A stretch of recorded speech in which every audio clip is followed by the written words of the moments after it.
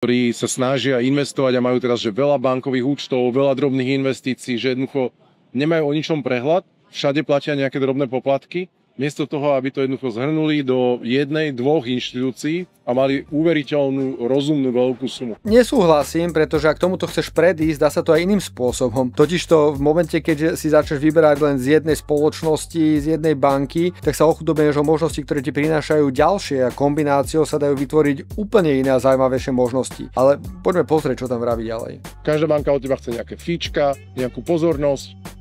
A jednoducho, čím viac pozornosti musíš míňať na správu svojich peňazí, tým horšie finančné rozhodnutia robíš. No máš vlastne tri možnosti. Prvá je, že si nájdeš odborníka, nejakého poradcu, ktorý to všetko bude mať ošafované za teba, bude to mať pod kontrolou, bude ťa informovať a ty sa o to nemusíš zaujímať. Druhá možnosť je tá, že sa začneš vzdelávať v oblasti financií, v oblasti osobných financií, čo nikde nie je na škodu, nenecháš sa aspoň tým pádom niekde oklamať niekým, nachytať a vedieť o svojich financiách viacej, prečo nie. No a tretia možnosť je tá, že pôjdeš podľa toho, ako ti vraví pán Dubec, akurát sa budeš pripravovať o možnosti, ktoré vyplývajú z toho, že si budeš vyberať z viacerých spoločností porovnaním ich ponúk.